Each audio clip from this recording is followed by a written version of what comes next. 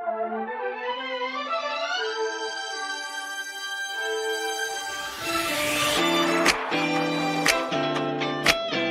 a pattern for the last 2 years or so.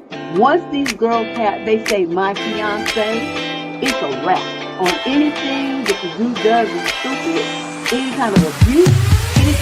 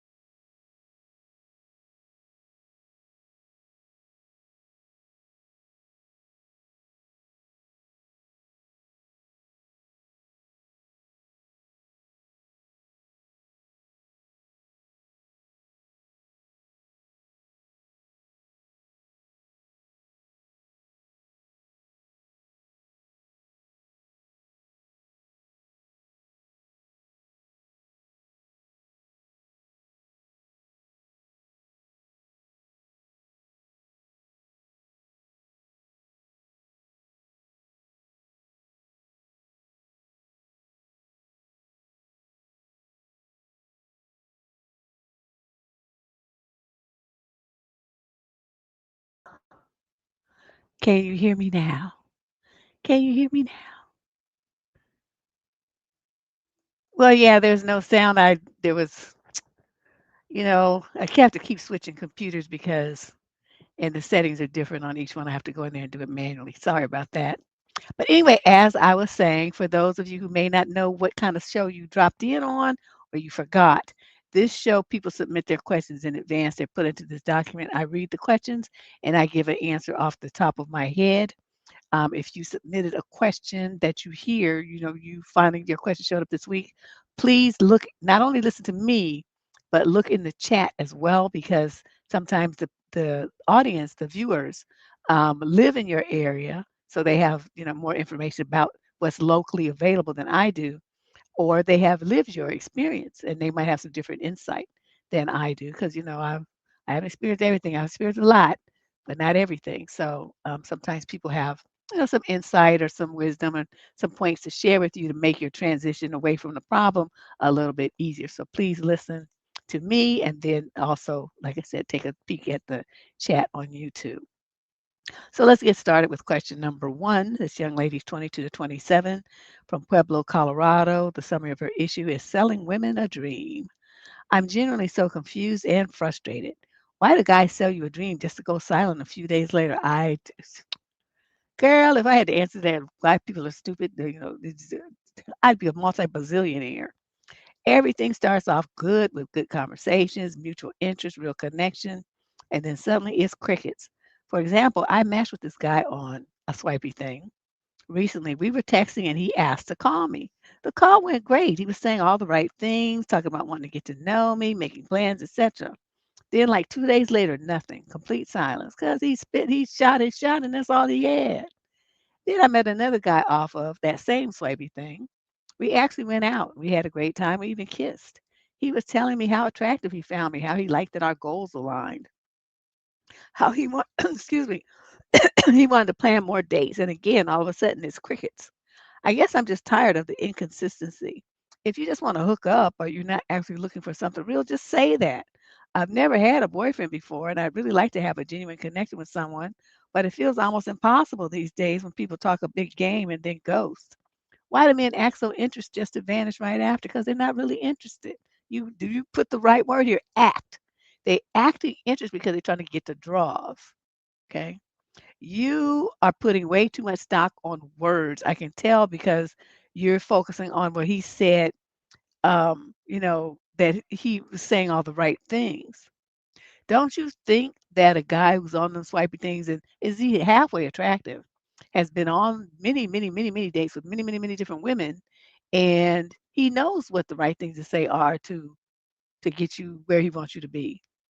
So I even though you're young, and probably don't really know the games yet. I'm gonna tell you this, 99% of men on them swipey things ain't shit. They ain't shit. They all kind of social misfit rejects, or they already got a woman and they just trying to get some extra action on the side. All in all, what does that mean? That they ain't shit. So, be very, very careful. I mean, if it sounds too good to be true, 99% of the time it is. And so, I just want you to, like, if they start talking about the right things and all that stuff, don't really pay too much attention to that. I mean, it sounds nice, it's good, ha ha ha, kiki, you can have fun with it, but don't take it to heart. And that's what you're doing, which is why you wrote this letter. You're taking all of these things that they're doing and saying, seriously, like they're real, and they're not. It's part of what is, I guess the best term is, it's a seduction technique. Is that basically they're trying to get you to relax, think that they're on the same page with you, even though they haven't really said they are, and then to sleep with them so then they can move on to the next one. So they get to do that for free versus having to go pay somebody. See, so y'all need to be very careful with that kind of stuff. I'm like, as soon as they start talking, I can't hear shit. I don't know what you're talking about. I don't even speak your language because they just so full of it these days. Just terrible. Question number 2. This is a young lady, 22 to 27, from Toledo, Ohio. The male is 22 to 27 as well. Summary of issue. My boyfriend and I have been dating for just a month, and he's moving way too fast. How do I slow him down discreetly? Why do you have to be discreet about it? Why don't you just tell him you're going too fast, clown? Slow down, or I'm out. Why can't you just say that? They want your number and then ghost? Don't give it to them. Take his. Then you ghost him. Okay, let's see what's going on. 20. So she sounds like she's got herself caught up with one of those, what they call them, love bomber dudes. My boyfriend's 26. I am 22. We met online over a month ago, and we've only been in a relationship for less than a month. The problem is, this guy seems to be obsessed with me. I'm not even pretty. I guess he just likes my brain. We're already saying I love you, and I think we mean it, but it's just very soon. He spends so much money on me and gets mad at me when I try to pay, or at least split the bill. He bought me this super pretty ring that he's going to give me on Christmas with our birthstones. And I saw the receipt, and it was $850. Mind you, he is not rich. He makes decent money, but it's not enough to be dropping that much for some woman he just met. He says that I'm worth it, but I'm really not. And then she puts like a crying face. I know I do love him. I'm just nervous that it won't work out and it'll crush his heart. But he'll have spent all that money for nothing. But if I tell him to slow down, he'll get sad and think I don't really love him. How do I get him to calm down? Do you think it'll happen naturally as he gets used to me? I think, this is something that a lot of people disagree with me about over the years. I strongly believe this. Women are in charge of the pace of the relationship. He's not going to do nothing that you don't let him do. Okay. So if you say, I'm not comfortable with you spending this much money on me when we've only known each other for a month, please take that back and get something that's more reasonable that I'll feel comfortable accepting from you. Okay? Because this is a gift like you give your wife or something. We've only known each other a month. You say things like that to him to get him to see that. I mean, although it's nice and it's great that he, if it's true that he feels that way about you, or whatever. But you know, my dad always said that men know, like right away. They know when they meet the one. They just know. So I mean, maybe it's something like that. But then he's just coming on too strong. I mean, he doesn't understand that you got to pace yourself in these situations because you risk scaring a woman off with your intensity and your need and your just single-minded focus on her. You can't do that. You can't treat them like that because it's just to think you're some kind of weird stalker or something. You got to just pace yourself. So you tell him things like that, like, I need you to slow your pace and just let me get comfortable and grow into this. I just feel like you're pressuring me, and that's not making me feel very comfortable and relaxed. I want you to slow things down. But the main thing is tell him what I said about that gift. Yeah, he's rushing, poor thing, in his anxiety. And that's the sign of a man who's inexperienced, because he likes her and he just gonna go whole hog, and that's fine, but you have to temper that with some level of maturity and understanding that not everyone is going on your pace. So what he's not doing is looking at her and then pacing himself based on her responses. But again, this is a sign of someone who doesn't really have much experience in relationships or with women, and so he doesn't know that. The way boys grow up these days without a daddy around, they don't have anybody to tell them that either. So they just mess up. Either they put too much space between it, and they treat the woman like they don't really give a shit, and then she gets upset and leaves, or they come on too strong and they scare her and make her want to run away because he just like globs onto her and sucks all the air out of her existence. She never gets a chance to miss him or think about him or fantasize about him because he's always in her face and he's always, like pressuring her. So I've seen it, like that tend to be the when the guys don't have much experience, it's always one or the other. They don't know what to do. Question number 3. This is a female, 28 to 34, from Santa Ana, California. The male is 35 to 41. Summary of issue. My husband asked if our son was his and asked for a paternity test. My husband and I have been together for 10 years and married for 3. We have 2 children, a 2-year-old and a 7-month-old. Our first child looks a lot like my husband, but my second looks more like me. But you can tell our kids are related because they have similar features. My husband recently dropped on me that it's been bothering him that our son has blue eyes. He has brown eyes, but I have blue eyes. And now he thinks it's really unlikely for him to have a child with blue eyes, as he's Hispanic with no known relatives that have blue eyes. He is also suspicious of the timing of our son's conception, as our second was a complete surprise, but we were only using C's after I had our first child. He then asked if our son was his and if I mind if he gets a paternity test done. Deb, I'm so hurt and I just blindsided by this. I haven't cheated on my husband and our son is definitely his. I work for home. I don't have any guy friends. I only go out to hang out with friends at the grocery shop or buy things for the kids. I just don't understand why he thinks I would do this, and I've never been unfaithful. I mentioned marriage counseling to him so that we might try this, but I'm just so confused and sad and hurt. We've been fighting off and on, and it's been stressful as having 2 children so close together is, but we otherwise don't have any huge problems in the relationship. What should I do? I'm going to say this. Your husband, and I don't mean this to be insulting, but this is when ignorance comes into play, when people don't understand about dominant and recessive genes. So this is someone who never took, these kind of courses in school and high school and stuff, because otherwise he would know that. If he looks at his wife and then he looks in the mirror, he can see that there's a 50% chance that his kid would have blue eyes. Okay. This is sad. So what I'm gonna suggest to you, rather than you call your husband stupid, uneducated, and just, stupid, but don't do that. Instead, what you're gonna do is go and say, you know what? That's a good idea. I want you to have let's get a paternity test. We need to get that. Because I want you to feel assured. And then while we're there, I would like the doctor to give you a mini lecture on genetics and recessive and dominant genes so that you understand if we have any more children and somebody else comes out with blue eyes, what that means and how that happened. Right? Because he just doesn't know. He doesn't understand. And this is, like I said, a problem when you have people who are ignorant, don't know nothing, come up with stupid ideas. He probably listened to his dumbass friends or some woman in his family. But yeah, take him over there. Don't get mad about it. There's nothing to get mad about. You just got a man who's dumb, and so you got to work with what you got. If you got somebody who's dumb and don't know nothing, you got to, guide him along to educate him and stuff so he can understand what's happening and why it happened. And then he'll be all right. But he need that DNA test and then he'll shut his mouth up. It said you putting way too much on it. See all this fighting and angst and emotion you put into this. You could have went and got the DNA test 15 times and all of that. It don't even make any sense to go through all these changes that you're going through. Speaking of change, okay, I gotta tell you, I got a neighbor. Okay, we got we park in the same like two stall garage thing.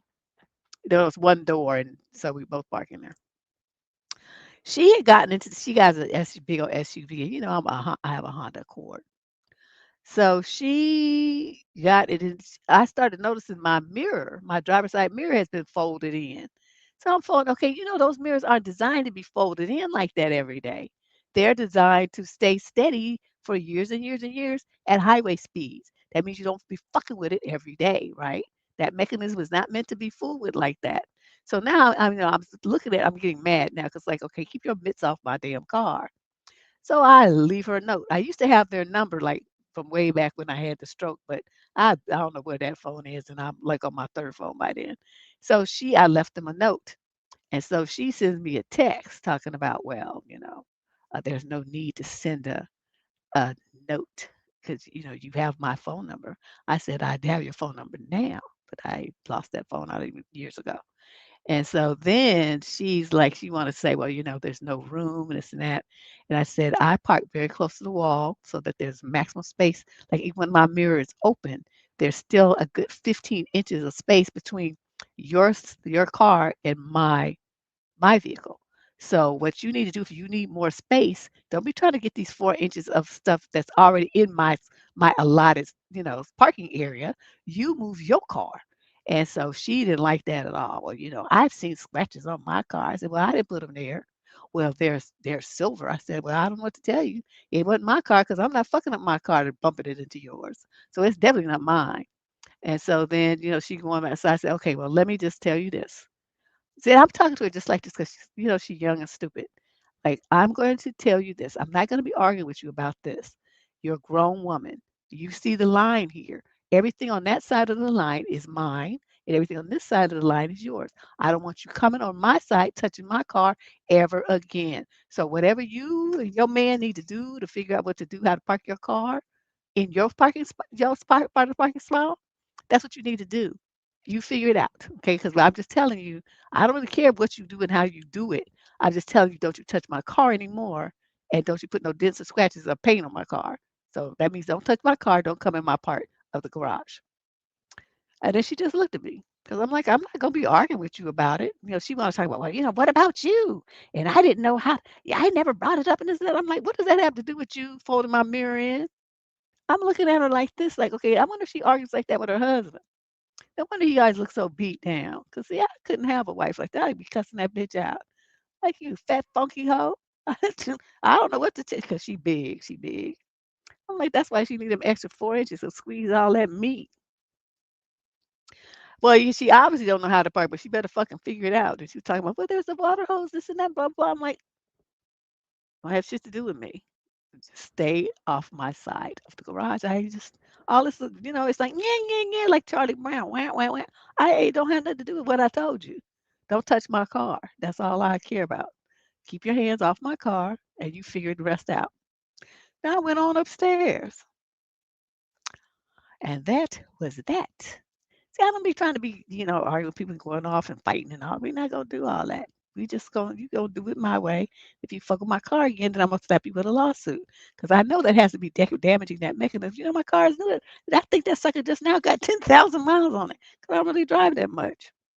Everything around it, I could walk or I could just order DoorDash or Instacart. I just don't like going in stores. The crowds just don't work for me.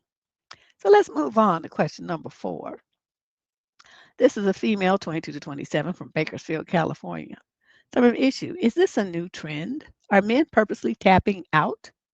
Why do I feel like every guy I match with on an app are chatting for over a week with no mention of a date or meeting up? Or my number just constantly responding to my messages? These are men who have looking for a long-term relationship on their profiles. So they have that there, but does that mean it's true? Ugh, I'm just so tired of this chatting and then it dying down with someone that wouldn't stop chatting. First of all, you in the 22 to 27 age group, they want to text you to death at that age, right? Even older now, people want to text you to death. Why do you ladies allow them to do that? If a man doesn't want to have a conversation with you face to face, fuck that motherfucker. I mean, it's who dates like that? Why do you let them get away with that? That's such a low effort way of involving themselves with you. It's just so trifling. And it doesn't mean anything. It's like entertainment for them to be texting you. It's not building anything. You can't have build a strong relationship with somebody via text. You have to be able to see their expressions and hear the nuances in their voice, see their breathing changes, how their expression changes. All of those like visual cues to communication take place when you're first face to face. It doesn't happen over text. It can't even really happen when you do like Zoom and all that kind of stuff because people are stiff, you know. You have to be able to see someone in a relaxed state and having a good conversation. So stop letting them do this. Stop dating like this. You can see that it's not working, right? But you're gonna keep doing it anyway. So the guy wants to text you, talk to him for one day, and then say, "Well, when are we gonna meet?" You don't have to ask about. You just say, "When are we gonna meet?" And see what he says. Say if he says, "Oh, well, let's keep chatting," say, "No, I'm not gonna do that. It's nice meeting you," and then you block him. See, like I said a little while ago, women are in charge of the pace of the relationship. What you guys aren't doing though is taking charge of your lives. You letting these ragamuffin men that you meet online run your whole life and your whole dating plans and your happiness and everything else. If a dude is not giving you what you want, then fuck him. Just flip him off, just next him. Why do you have to go through all these changes over and over and doing the same stupid thing? We chatting for over a week. Who does that? I wish somebody would be trying to chat me up for a week. I'd be like, nigga, please. Question number 5. This is a male, 22 to 27, from Pompano Beach, California. So I have an issue. I went on a date and I didn't find her attractive. Am I a jerk? I'm a 22-year-old guy and recently went on a date after we matched up on an app. We had been talking for a couple of days and she seemed cute from the photos. Once getting to know her, we seemed to be compatible and hit it off pretty good. When we met, I knew it probably wasn't going to want to see her again. It may be superficial, but I just can't be with someone I'm not attracted to. She was heavier than I thought she would be from her pictures. They were kind of old. I simply went out with her and it was nice meal, paid for everything and eh, wait, went out with her and was nice. I paid for the meal and everything. Okay, that's what he said. I wanted to think it over, and after getting home, I decided to message her. I didn't think dating was right for me at the current moment. Am I an asshat for this? Was there a better way for me to handle this situation? For context, I work out and I'm a tall, thinner guy. Well, you young and you dumb. So see, you said that you were compatible with the woman, but you got stuck on stupid when it came to, you know, the fact that she had a couple of extra pounds going on. The kind of thing that, you know, I mean, yeah, you do kind of have to be attracted to them, but attraction is the kind of thing you're looking for it to happen instantly. Like, as soon as you lay eyes on her, that's what you wanna be attracted to her. That's not your maturity talking, that's your dick talking. So, if you're gonna walk around choosing one with your dick, well, then, yeah, you're gonna be constantly having some drama because, you choosing with something superficial. And what happens if she gets into a car accident?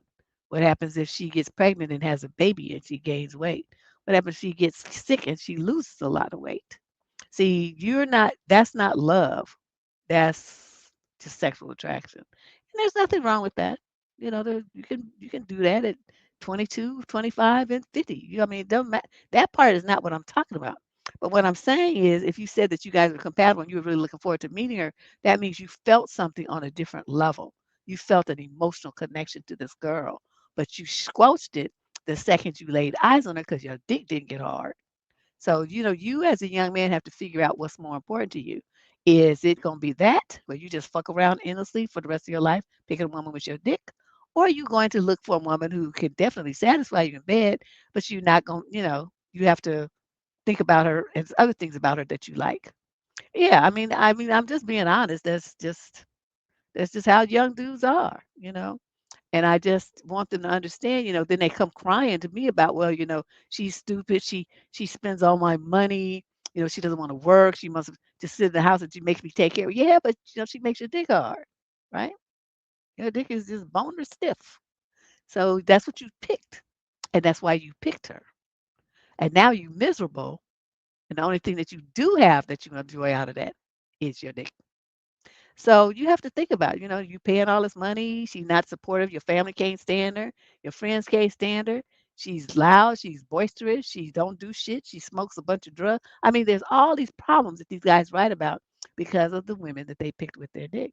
But they're young and stupid, and so they just got to go through that phase, I guess. Because the next time he sees her, she lose some weight. She gonna go to the gym and she gonna be fly as fuck, and he gonna be sad that he missed out on someone that he had a strong emotional connection to. 'Cause that's hard to find. That is seriously hard. That is really hard to find. But he, like I said, he young and he dumb, and so he don't know. He hasn't gotten that experience yet. Yep, it's sad but true. Yep, she's gonna be with somebody else and be grinning like a Cheshire cat, and he gonna be jealous and sad. So let's move on. You know, he's a tall, skinny, and stupid guy. Question number 6. This is a female, 20 to 34, from Palmdale, California. So, an issue. I ended my engagement after discovering that my fiance secretly gambled hundreds of thousands of dollars and lost over $25,000. Okay. Where he get hundreds of thousands of dollars from? Damn, I ended my engagement after discovering that he gambled thousands and lost 25 grand in 3 years, but 16,000 of it has been in the last 10 months. It's been 2 weeks. I'm getting my own place and he's, quote, heartbroken, end quote. I spent the last 2 years building a life I'm proud of. I own two businesses and I've worked 12 to 18-hour days grinding, planning, and building a future off a legit goodwill income. No real money, just 1,000 here and there to obtain all my business goals. I scraped by, maxed out credit cards, took out high interest loans, took out 25% cut on all my sales until I can get paid back. Meanwhile, the man I was planning to marry, he didn't want to be a part of it. He was emotionally unavailable, never present in my world, never asking about my goals or wanting to learn the business or grow with me. We fought constantly because I felt alone in the relationship. Okay, well, you might have it together in some other aspects, but you fucked up and stupid when it comes to picking a man. Okay. We fought constantly. I felt alone in the relationship emotionally and mentally. He's always had energy for video games until 3 or 4 in the morning, sleeping in, and Pokemon. He told me since I can't help him at his corporate job, why would he want to be a part of this business? He never financially helped me with anything for my business, but I was okay with it because I respected him and I knew he worked his butt off for his salary. All I wanted was for him to be more present. And every time I would ask for that, he would flip out. There was never money for anything meaningful unless I came up with it and forced it to be spent. Car down payments, I paid. Furniture, I paid. Home upgrades, I paid. Trips and holidays, I paid 75% of it all.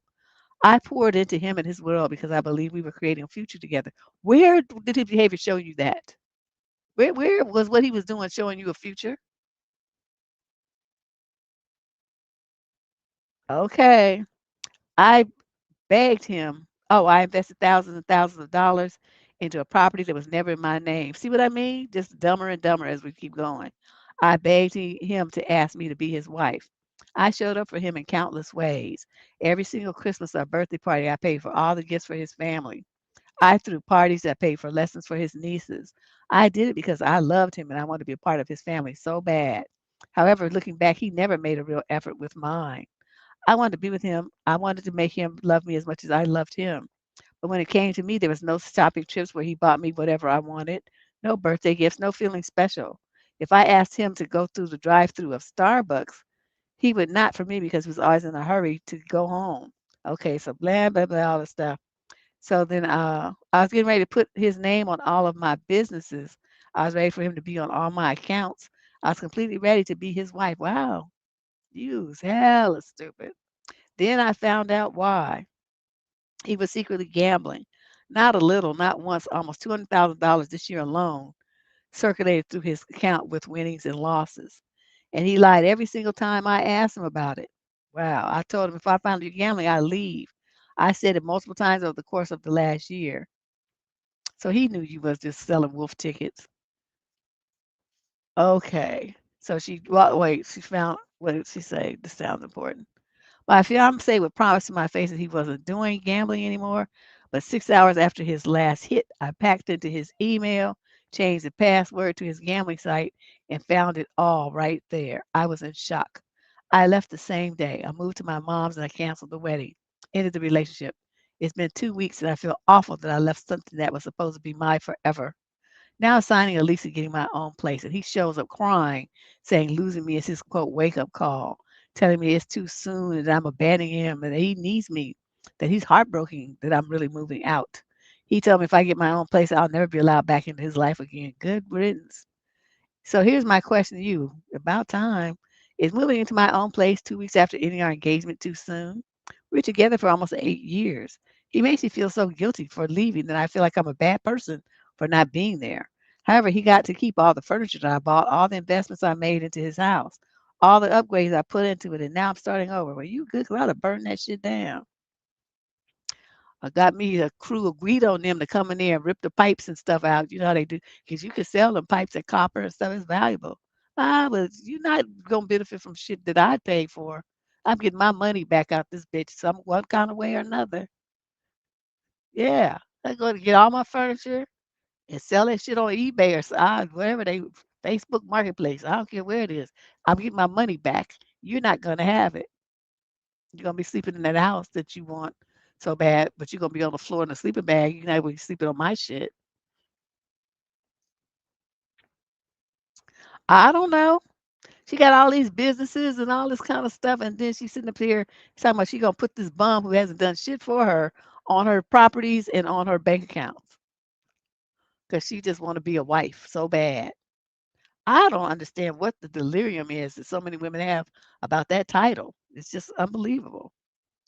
So you want to know, is it too soon? No. This is something that you should have done years ago, not 2 weeks after you broke up engaged. You should have never gotten engaged to him. All this begging that you did for him to want to marry you and stuff, beg him to marry you, you should have never done that. It shows you have no pride, no self-esteem at all. Don't beg a man to marry you. What the fuck? And paying for his nieces and shit. Where are their parents? You're not even related to him. You're not even married to him. There's no reason for you to come out your pocket to do anything with his family or him either. So, I don't know what it is you're asking me for. I mean, this looks like the only question you said, is it too soon? And my answer is no. It's too late. You should have done this years ago.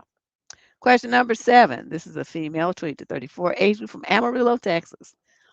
That letter made me tired. Summary issue. I snapped at my friend after she joked that I'm only engaged because my fiance settled. Wow. That's kind of that's kind of rough. I'm 30 and I got engaged 3 months ago to my 32-year-old fiance. My best friend, let's call her Jenna, she is 29, has always been a little competitive, but lately she's been extra weird about my engagement. Last weekend, a few of us went out for drinks, and one of our mutual friends asked how wedding planning was going. I was mid sentence when Jenna interrupted and said, I still can't believe he proposed. Honestly, I thought he was way out of your league. And that's what you're supposed to say. Well, who told you that you could think? You're sitting up here, you need to be quiet because every time you open your mouth, you show how stupid you are. Shut up, Jenna. Just shut up. So then she says, everyone laughed awkwardly, and I tried to laugh too, but I felt humiliated. No, no, no, no, no. You didn't handle that right. You're supposed to make her feel humiliated.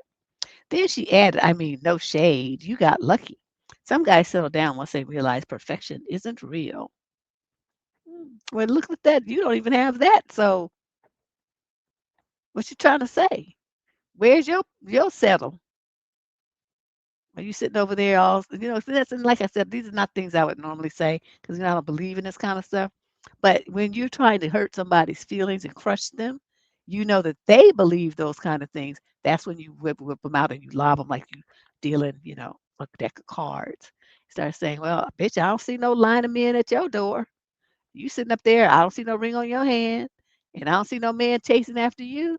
So the one who really need to be shut up and talking about somebody settled is they. I mean, you're not even worthy of somebody settling for you. So you really don't need to talk. Stuff like that. Plus you know her, so you probably had some other material that you could pull out and hurt her feelings with. But I can't stand them catty little bitches like that, jealous as hell, and then gonna be trying to put some, throw shade.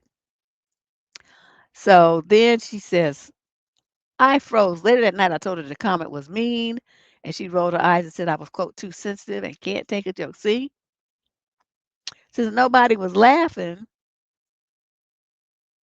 your jokes wasn't funny, Jenna. I told her that real friends don't make jokes that sting like that, and I left. She's been telling people I ruined the night over nothing, end quote. Was I doing too much to call her out and leave? No, I don't think you did enough. You were supposed to clown her until she left in tears. That's what you're supposed to do. And all your friends looked at you with the Pikachu face because they didn't know you had that kind of level of savagery in you. That's what you were supposed to do. One thing you are not supposed to do is freeze and get hurt and all that kind of stuff. If somebody tries to hurt you, you don't get hurt. You hurt them. Because when people start to feel like it's okay to hurt somebody else's feelings, that means that that's a feeling that they're okay with. They've accepted that feeling. So you're supposed to oblige them and give it to them. Give it to them. Just give them all of it. Right? You know that face I'm talking about, that Pikachu makes? Yeah, that face. I don't know. See, I just cannot with these kind of bitches. I just can't do it. Can't do it. I think you didn't really handle that well, so that you've left. See, you're supposed to handle it there in front of everyone, so that the story that went out would be your story. Now she's flipping the script on you because you didn't say anything, and she's the ball's in her court. So she's gonna flip the script and tell everybody that you're the one who's wrong, and because you haven't said anything. So being quiet like that is not the way to handle bitches like this. And then what you're supposed to do when she at this thing, the wedding planning thing, and by the way, your bitch ass is not coming to my wedding either. Don't even ask. I don't want to see you. As a matter of fact, come on, let's honey, whatever honey's name is, let's go. I don't want to be around this trifling hoe no more. Not today and not ever. Yeah, I mean, you know what I mean? You're supposed to clown her. You don't just take it. I don't understand this willingness to just let people like dog you like that. And you don't say nothing. You don't fight back. You don't light her ass up. Light her up like ass like a Christmas tree. Sitting up there trying to be a bitch. Oh, bitch, let me show you how to do it because you just a rank amateur. You don't even know what's happening here.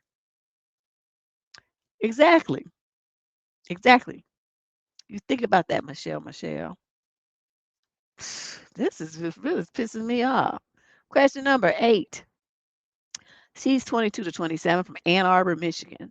Summary of issue: help. My boyfriend wants to sleep with other people. Let him. He's not your husband. Why are you tripping? Just say, okay. I mean, I'm not saying you can't do it. You can definitely do that.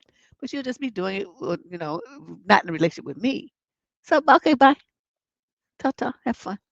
That's how you do that. You always maintain your dignity, ladies. You don't let men clown you like this.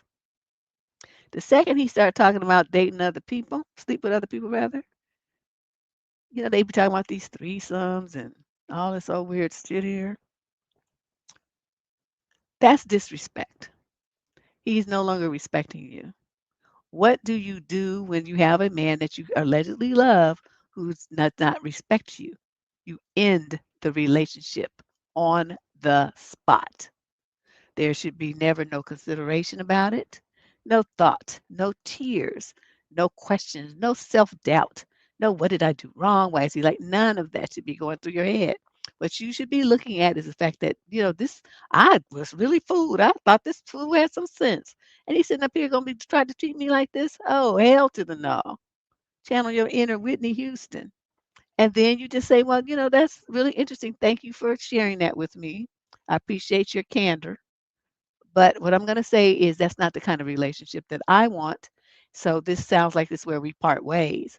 So, and I would never want to hold you back from doing what it is that you want to do that's going to make you happy. That's what love is. I want you to be happy. But your black ass is going to be happy over there, motherfucker. You're not going to be happy with me because I'm not doing this shit here and we're not having this bullshit in this relationship. So see, you go from calm to a savage, and you go back to being calm. So yeah, I'll stop by and pick up my little things. Matter of fact, just mail that shit FedEx. Matter of fact, I don't even need that shit. Just throw that shit out. And we're done here, sir. Boop, deuces. Well, all of those things are me, and it just depends on the situation, girl. It just depends on the situation. Sometimes I don't even go savage. I just be looking at people like they crazy, and then my expression, I think, you know, it communicates that, and then they just look embarrassed.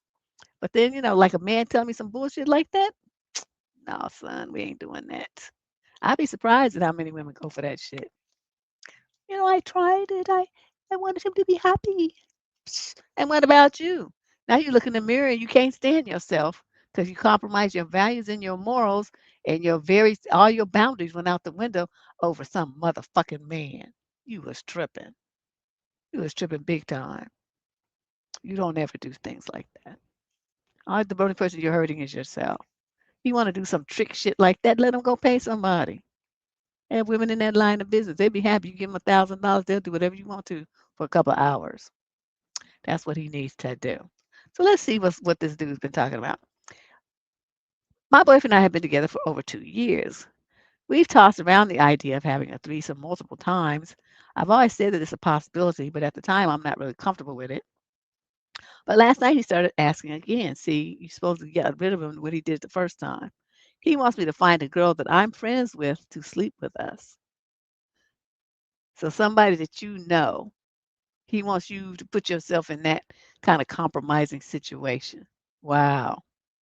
I don't really feel comfortable asking my friends to do this simply because I feel like it's a really intimate thing, and that aspect shouldn't be shared with people that are close to us in that detail. I'm also a little insecure about myself, so I don't like the thoughts of him sleeping with other girls. He kept persisting last night, saying that it's not a big deal. He could sleep with other people and he'd still come home to me. However, I just don't feel comfortable doing that. Finally, like mid argument, I got upset and told him to just go sleep with whoever he wants, and it didn't matter. He took my statement literally and kept making sure that I really don't care and was okay with it. I'm really nervous because I generally think that he believes it's okay. I'm not sure what to do at this point. You break up with him. Why is this even a question? My friend suggested I have a conversation with him. I apologize for any misunderstandings I may have given and explained very clearly that I'm not comfortable involving anyone else in this relationship. If he doesn't like that, he should just leave. He started to backtrack and was really upset at first, saying that I was overreacting. And it wasn't like he was actually going to sleep with anyone without my consent and knowledge. However, literally 30 minutes later, he asked me again. I gave the idea of bringing another guy first just to see how he would like it. It didn't make a difference. Wow.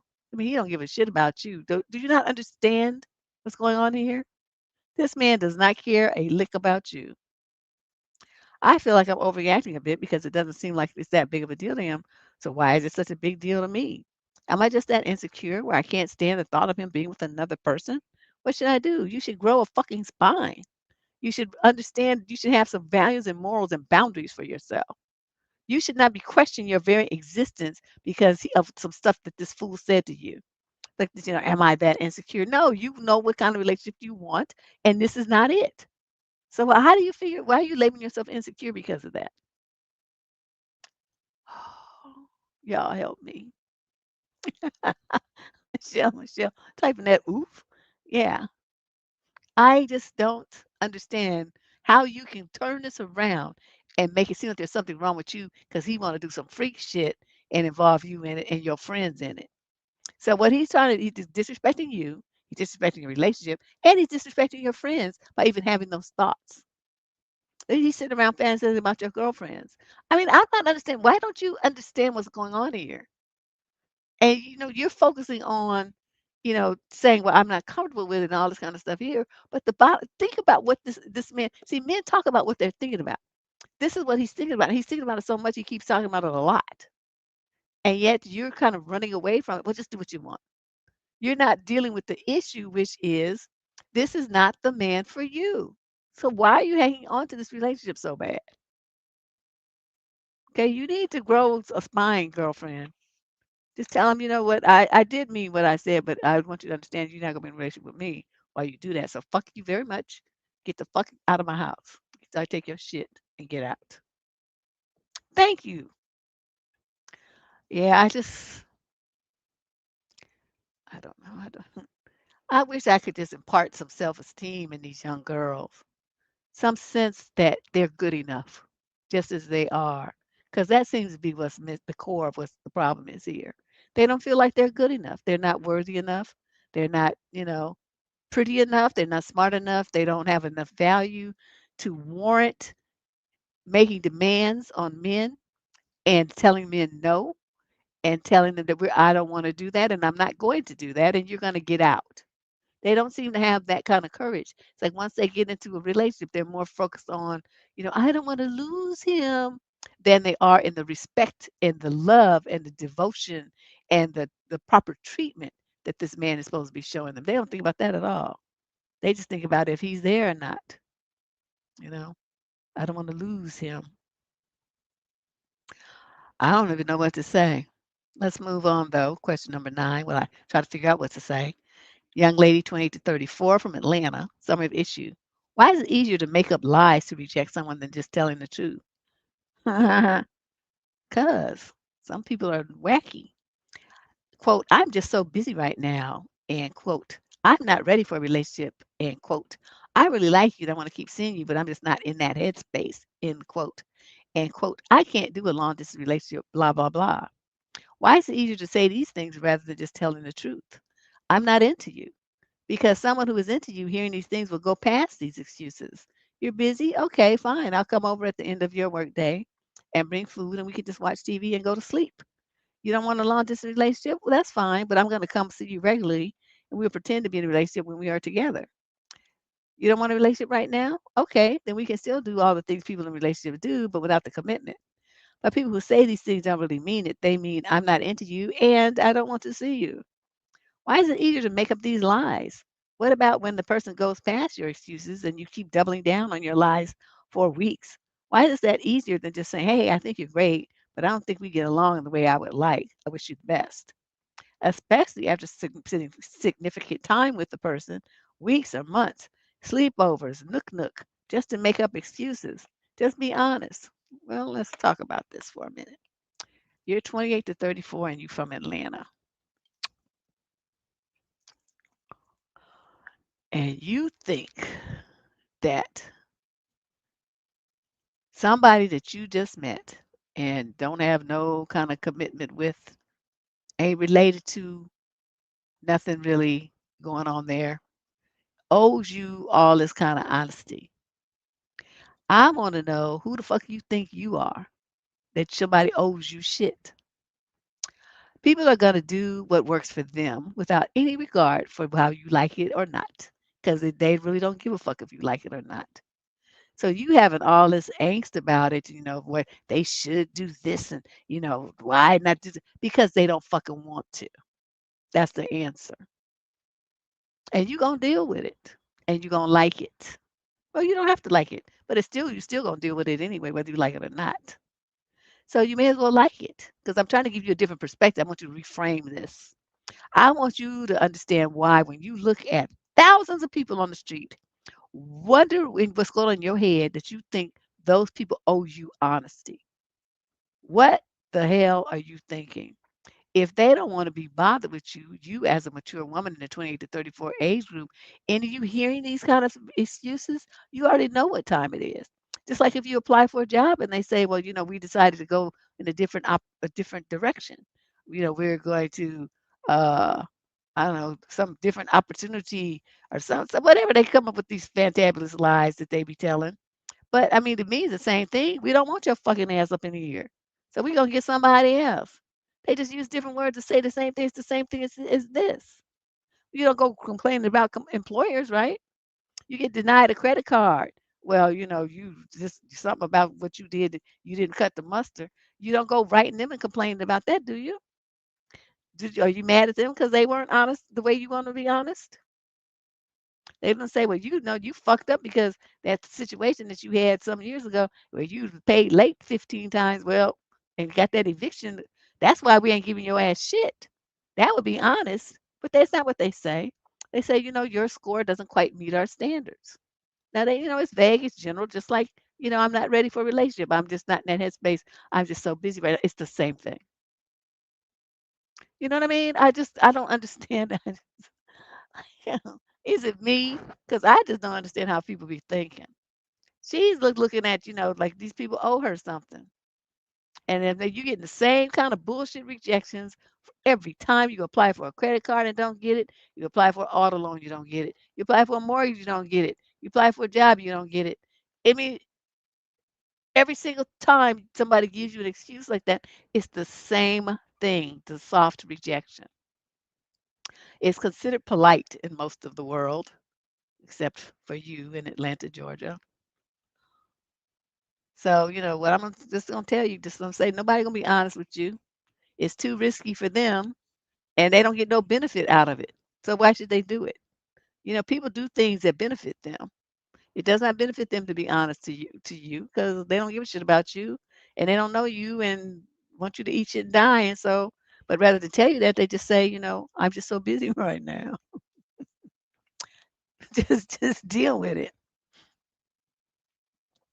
Yeah, the most women I mean, because people, you know, women are taught to be nice, right? We taught, I mean, it's trained into us like before we can even talk, you know, they start telling you, oh, be nice, baby. You know, you can't even talk yet. You, hey, oh, be a nice baby. Be nice to Grammy. Just be nice to mommy. You know, stop crying. So we start hearing that like in infancy to be nice. So by the time women are older, they do try to be nice. They don't want to necessarily purposely hurt somebody's feelings. This one over here don't give a shit about that. Better thee than me has always been my motto. So I'd rather be your feelings be hurt than mine. But you know, most women don't do that. They say, well, you know, and they be all gentle and soft with this stuff. And so the dudes, you know, feel empowered and well, you know, they want to keep trying to keep matching you. Right? You say, oh, you know, I don't really, you know, this. Oh, you can have friends, right? You know, you can. And so, see, they don't stop until you become a savage and rip their head off, and then they leave you the fuck alone. But as long as you know, with most of these dudes, if you try to be nice and you be soft with them, they ain't trying to hear that because that sounds like a no. Maybe it might be a no, and they ain't trying to hear no. So what you have to do is just tell them flatly with no kind of hesitation or at all, no softness. No motherfucker, it's not gonna fucking happen. Not in this lifetime or your next 72. I'm not going to be with you. It's not gonna happen. So just accept it, get out of my face. Okay. So let's move on. Number 10, question 10. Female 20 to 34 from Plano, Texas. The male's 35 to 41. So I'm an issue. How can I handle my fiance's lack of urgency over getting medical care? I've been with him for 3 years. We are incredibly different backgrounds. I grew up in a privileged position where my parents always had medical care, always forced me to stay on top of things, go to the dentist every 6 months, etc. My fiance had a very different life. His parents never took him to the dentist, would only take him to the doctor if he was bleeding out. Damn. He is an incredibly hard worker, but his work had never provided medical versus my corporate jobs that always have. I think these differences are important to consider before judging this situation. He's 35 to 41, so whatever happened to him in childhood is irrelevant. At 35, he's on the downstroke to half his life. He's middle aged now, and you trying to give him some credit for some shit that happened when he was a kid? Don't do that here. I never give men excuses. He's perfectly capable. Even if he did have no insurance as a kid, you should want it now. You should want things to like life to be better, not keep going along with the same bullshit that you've been suffering with for 20 or 30 years before that. That's how normal people do. They strive for better. They strive for the next level. They want improvements in their situation in their life. They don't go and settle for some, you know, mundane ridiculousness. Like you trying to advocate for him that I give him credit for that. I'm not going to do that. If anything, that makes him seem more stupid. And you dumb as hell for trying to co-sign on that shit. Instead of putting both feet in his ass and saying, motherfucker, you didn't have insurance before, you better get some now. Your ass is old. This don't make any damn sense. Yeah, you gotta do better. You make a decision as an adult. Okay, my life has been fucked up for the last 25 years, but I don't want it to be like that anymore. Let's do this other thing over here. It's that simple. Okay. So she making excuses. Okay, so we already know this. This ain't gonna work. I realized that my partner is not on top of long-term medical care. We first got together, he had no insurance, and a year in, I got him on my insurance. He was so enthusiastic about all the care he could get. He then had to take over a business, and then his father passed away, and he went through depression and grief. He did not seek any care for ongoing issues during his time, but I was very understanding of that. Now things have calmed down in every way, but he will not get care, and I'm starting to really get concerned. He needs to have a colonoscopy. His father died of colon cancer, but it still isn't scheduled. This one I totally understand, but I can't imagine the fear that he must be feeling. He just needs to do it. He's been telling me for years that he needs to get his testosterone checked. He has been depressed, unmotivated physically, and has had a low libido for most of our relationship. He kept promising to get the blood test and even got it ordered, but it's been weeks now and he won't go. I'm not even pushing him on to get on TRT. That's a huge personal decision. I just want him to get the blood test and at least speak with a doctor. It's affected our lives a lot. You're not married to him, so it don't need to affect your life. He's really a boyfriend. So you just move on to somebody who takes better care of themselves and who doesn't have a history of colon cancer. Mhm.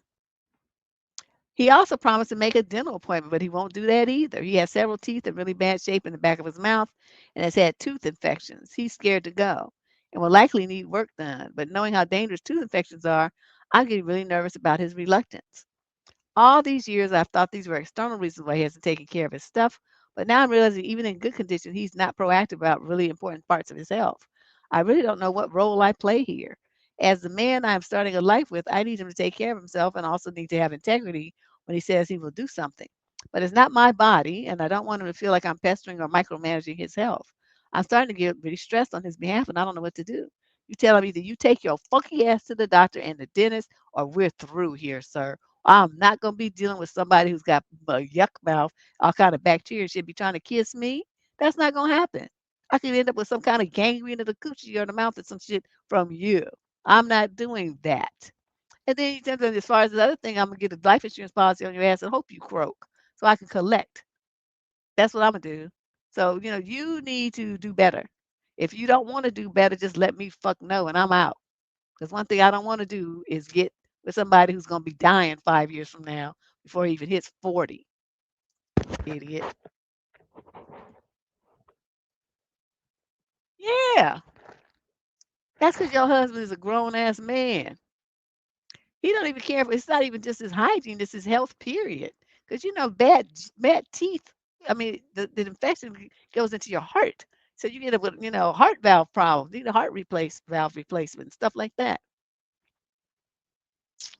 Teeth can really fuck you up. Your teeth and gums can fuck you up. So if I were you, I would tell him something like that, and then I would see what kind of insurance policy I could take out on his ass and hope that he croaks, so I could get paid. Question, and I'd tell him that too. Question number 11. This is a male 22 to 27 from Los Angeles area. It says, summary issue: how can I make my Chinese dad get a life? The summary might sound a bit harsh, but I honestly don't know how else to phrase it. There's a lot to unpack here, but here I go. Oh my God, dude. Really? Okay, well, it's only 2 pages. I can't handle it. I'm 21. My dad is 61-year-old immigrant who moved to California in the early 2000s. To this day, he hasn't learned much English, which has really limited his ability to do new things, even simple stuff like trying non-Chinese restaurants. Over time, that's made him more closed off and unwilling to try anything new. He's naturally introverted, and his difficult personality and years of working tirelessly since coming here, he struggled to make friends. As a result, he doesn't have many hobbies or much of a social life. Now that he finally has more free time, I've been trying to get him to enjoy life a little more, to go out, meet people, or pick up a hobby. But whenever I suggest something, he says things like, there's just nothing to do here in America, or nothing interests me. I know those are excuses. I think it's hard for him because he can't read or speak English. So everything outside his comfort zone feels impossible. Still, it's tough watching him just fade into a routine. Some information that might be helpful to you: he doesn't have the best relationship with our family, my mom, my sister, and me. He wasn't really a great husband or father when I was growing up. He and my mom fought a lot because he spent so much time at the casino playing poker, which he insists isn't gambling because it takes skill and help him relieve stress, end quote. But back then, we were struggling financially, living in affordable housing, so it only made things worse. He also had a lot of anger issues and poor communication skills. He couldn't emphasize or see things how, from my mom's point of view, which led to constant fighting. My sister ended up developing lasting trauma from it, and I've always had a hard time talking to him too. That said, something changed earlier this year. We visited some old family friends, people who somehow have stuck by him despite knowing his flaws, and they had yet another intervention with him. This time it seemed to click. Around the same time, I broke down in front of him and told him how all of this affected me. I think that seeing me sob really got through to him because since then he's been trying to change a little by little. Honestly, I'm still conflicted. Writing this out all makes me realize how complicated it is. My dad isn't the best person, but he's still my dad. And I know he did what he could with what he had. I just want to help him find a way to give more meaningfully instead of wasting away any ideas you have are welcome. I'm gonna say this in every way you say you in the Los Angeles area, okay, that's a huge area, but in most of those communities in Southern California, they have a large Asian community, right? They have like the Asian Community Center.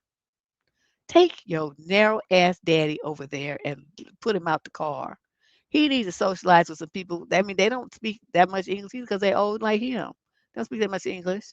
But um, he can have conversations with them. He can play mahjong and play poker and dominoes and participate in the little cart, the little crafts and stuff they do and play bingo and the little dances and the lunch that they give the seniors. He can do all that shit to get out the house and socialize with some people his own age that speak his language. You're just not thinking, I guess, because you're only 21 and you don't think about senior centers. But this is something that that he can do, and it'll be really good for him. Okay, so you put in a little effort. Find out where he can is someplace he can get to, like on a bus or, whatever, if you don't mind paying for him an Uber or maybe he drive, I don't know, to where he can go and sign his little ass up so he can go socialize over there with them people. Yeah, I know that's what he said, LA area. Hey, he obviously did not want me to know where he is, but um that's hundreds and hundreds of miles of area. So somewhere in there is someplace where you can take your daddy and them people will speak his language. Question number 12. This is female 22 to 27 from Washington, D.C. The male's also 22 to 27. Summon issue. My boyfriend makes me feel guilty for being tired after work and needing my own space. Hey, Deb. I'm 25. My boyfriend is 27, and we've been seeing each other since December of 24. Officially dating since March of 25. We get along very well, but since I started my first big girl job at a corporate law firm, a month ago, he's been making me feel like a shitty partner for being too occupied to give him the attention that he wants.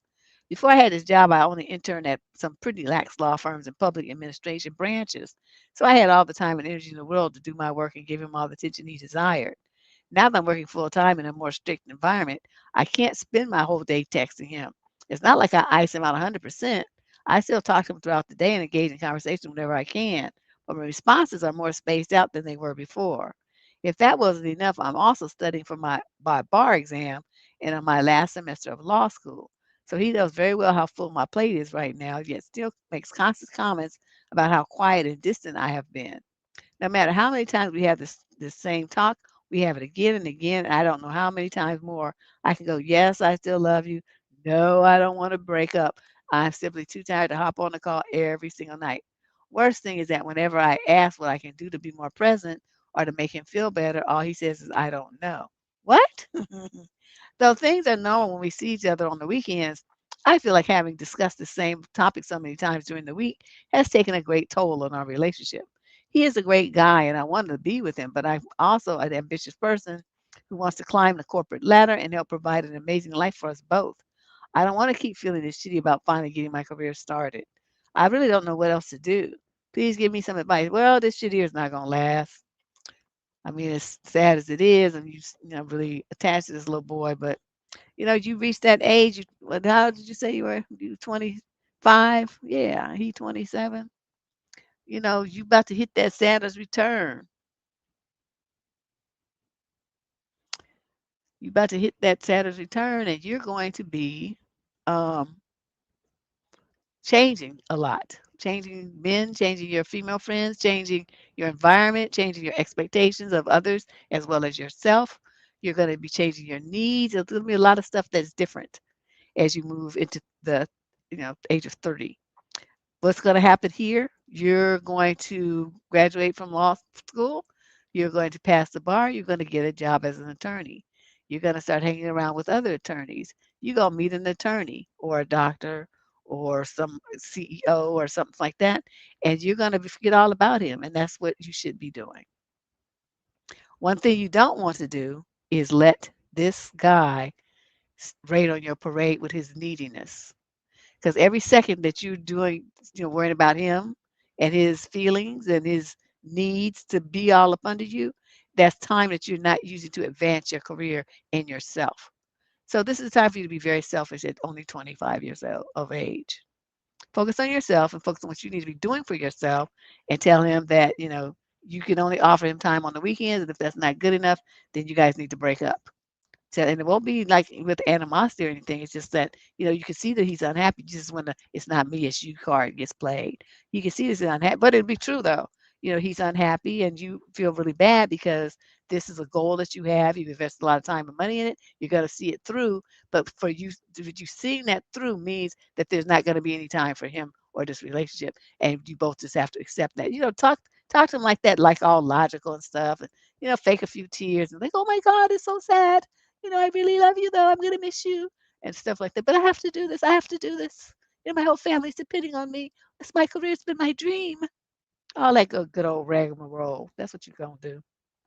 Question 13. This is a female 20 to 34 from Virginia Beach, Virginia. Sorry, issue. I broke up with my boyfriend of 2 years, and this is why. Oh, you gonna share? My boyfriend of 2 years recently said he forgot to bring our anniversary gifts with him. I said that was fine and proceeded to give him his.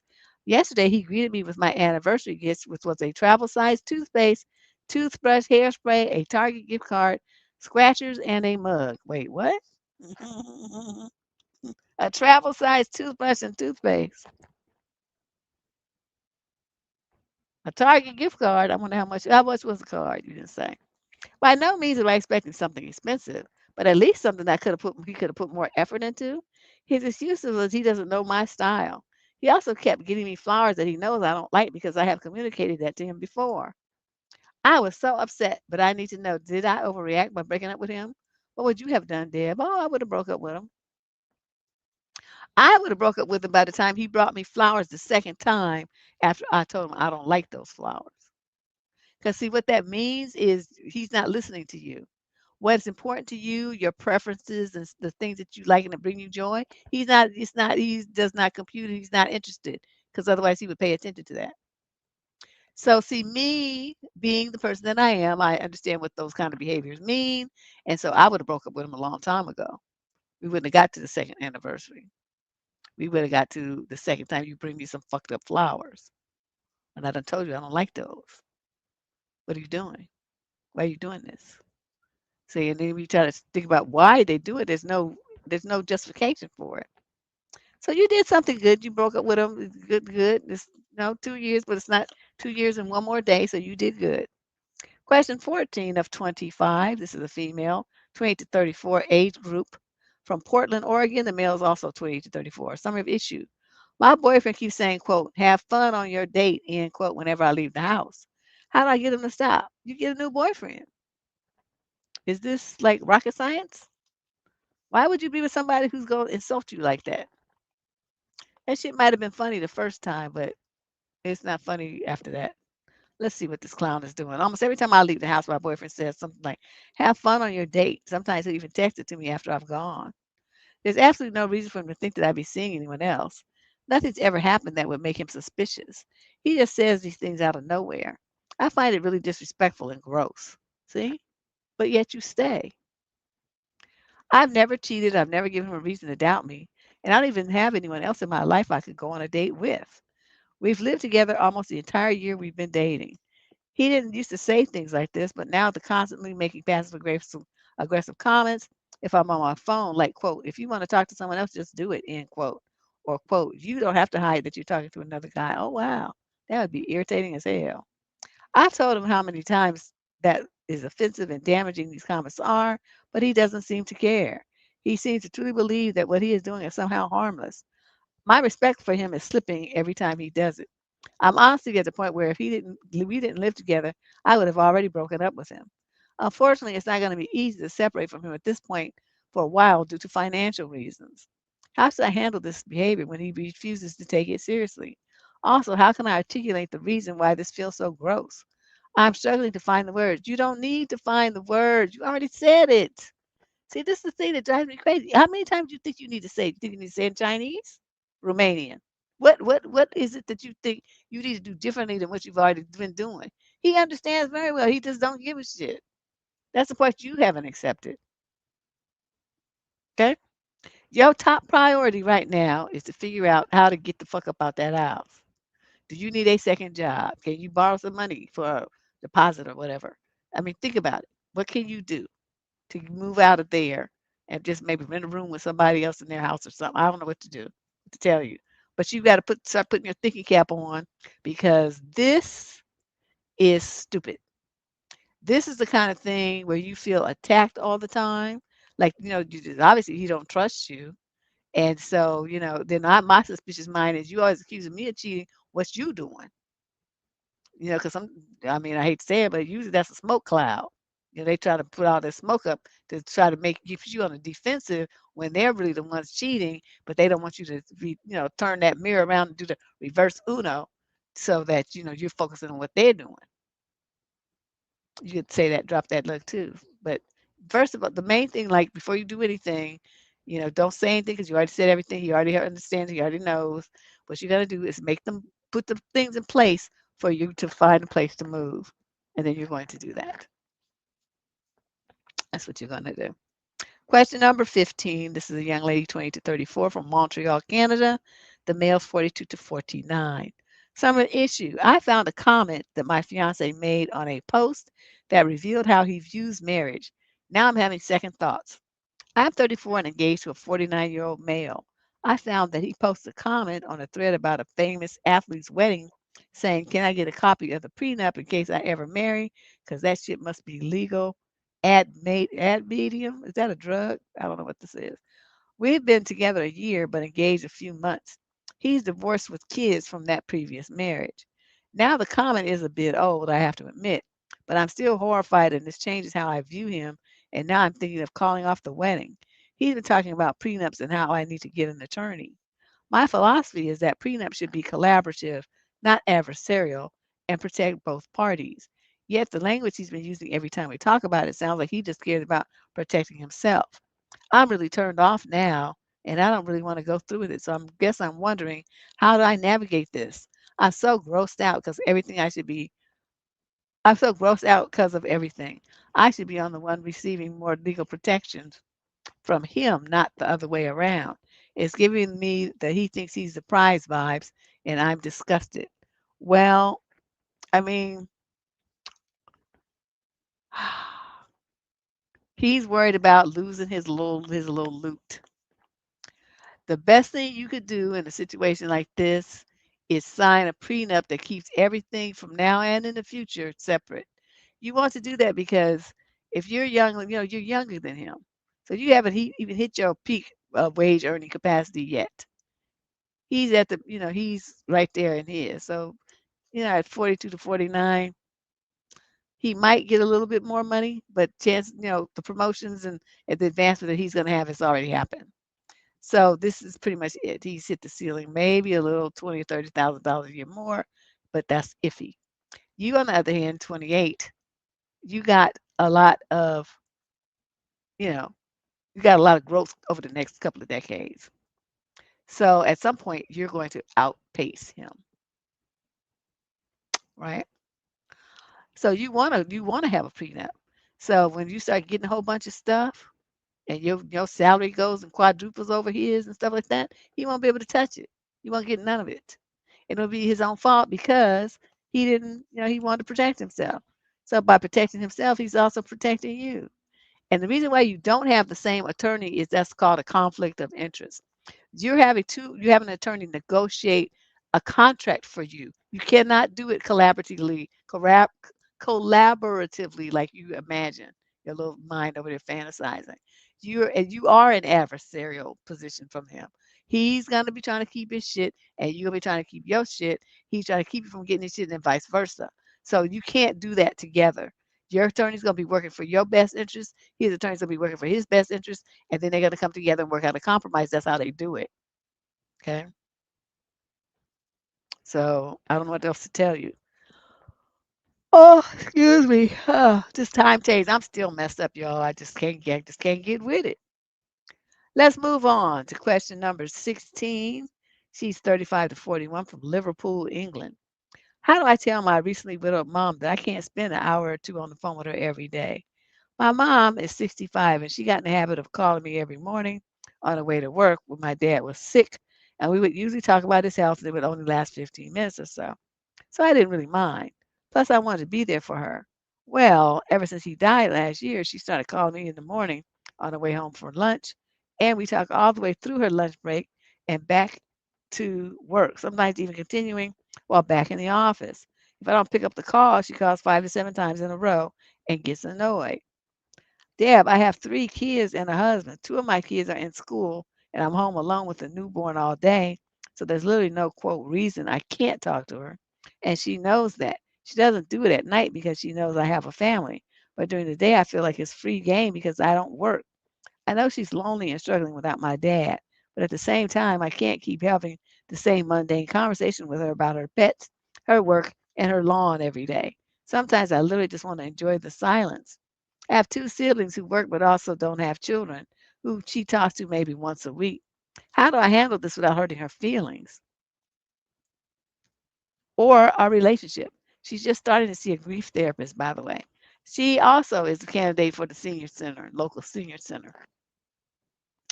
I don't know what they have in Liverpool, England. I can't tell you that, but they always have organizations and places and clubs and things where seniors gather, and that's where you need to direct her. She needs some friends. She's lonely. She's used to being around your daddy and probably burning his ear off. Man, the man had to escape to get away from her chatter. You can tell her that too, but don't tell her that. She's not mean. She's just needy. So, just like, Mom, I can't do this for you. I've tried to be there as best for you as best I can, but I can't be there for you the way that you seem to want me to. And it's gonna end up as a disaster because I'm gonna start feeling resentful and I'm not gonna be able to do what I need to do with my new baby and for my house and my husband and my kids. The things I'm supposed to do during the middle of the day. I can't be on the phone with you like this. So I'm going to just make a suggestion. I found that they have this club, this location, this whatever it is, this center, and there are people there your age. There are people there that have your same hobbies and interests, and there are people there that you can talk to. They'd be welcome your company. So I want you to start going over there at least a few times a week and see what she says. But again, the groundwork is going to be on you. If you need help finding a place, I'm sure they have some kind of social services office and stuff over there in Liverpool, England, and just tell them what you need. I want to find a place so my mama can have some company that ain't me. That's what you need. Let's move on. She want to talk about her work and her lawn and what else did you say? Her pets. Ooh, that would make me feel crazy. Question number 7. This is 17 rather. This is a female, 28 to 34 from Denver. Serve issue. I need relationship advice. I've had termination trauma. Okay. I have some water. Yes. Hold on a second. This is going to be a long one. This is going to be intense. Oh, where's my glass? Oh, no.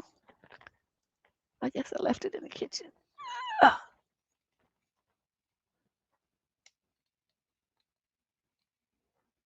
hold on.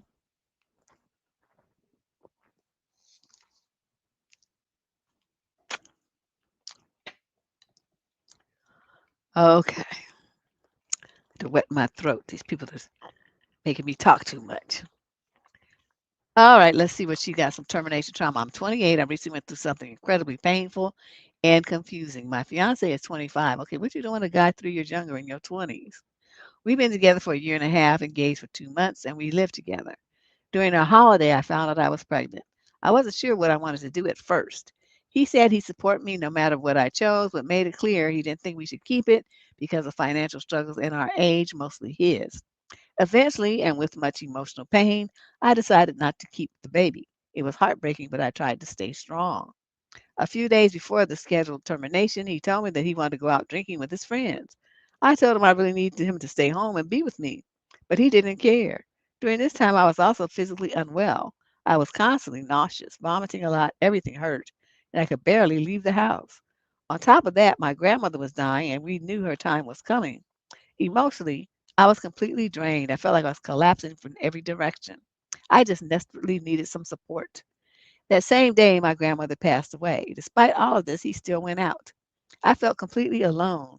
At one point, I messaged his friends and said something like, "You're lucky to have a friend who makes time for you," while his pregnant fiance is suffering physically, emotionally, and just lost her grandmother. When he found out, he just laughed at me and said I was ridiculous. He showed no empathy at all. So you messaged his friends and you said some sarcastic, backstabbing, undermining shit like that to his friends. Okay. He showed no empathy. Lucky he didn't cuss you out. I felt like nothing I said or did could reach him emotionally, like I had no impact on him at all. I was angry and hurt, but eventually I just cried myself to sleep. Fucking drama queen. Later, I woke up to a missed call from him that he was still out at the bar. I called him back and he asked, "How are you?" And I said, "How do you think I am? I'm pregnant. I feel sick. I'm having a termination in 2 days, and my grandma just died. How do you think I feel?" His response was, "Well, unless you need to go to the hospital, I'm staying at the bar." That moment shattered me. Dude is a savage. I hung up on him. I felt so alone, so overwhelmed, and probably under the influence of hormones. I drove to the bar where he was, gave him his car keys and his stuff, and told him that I was done. He laughed in my face and told me I was pathetic and ridiculous, and said he never wanted to see me again. I ended up crying in the taxi home. He did not say, "Let's go home," or "I understand this is hard." Later that night, he came home and started berating me again, saying everyone thinks I'm crazy, I'm embarrassing, I'm pathetic. I was tired. I just wanted to go to sleep. Okay, she's going on and on. And she's talking about, so she stayed at a friend's house on the days up to the termination. During the termination and after, he was barely present. He said he wouldn't leave me alone because we did this together, but I never really felt supported. I wrote down my feelings about the day of the termination, how painful it was, and how humiliating. And his response was, "I understand why you're mourning. It wasn't even a child. A child only exists once it's born." That crushed me. I'm not even sure what I want to hear today. Maybe just perspective. Do you think I was expecting too much from him? Yep, you sure were. First of all, he's a 25-year-old kid. Okay, you 28, which is young and bad enough, but he's a 25-year-old male. They have about the sense of a gnat, the maturity of a caterpillar.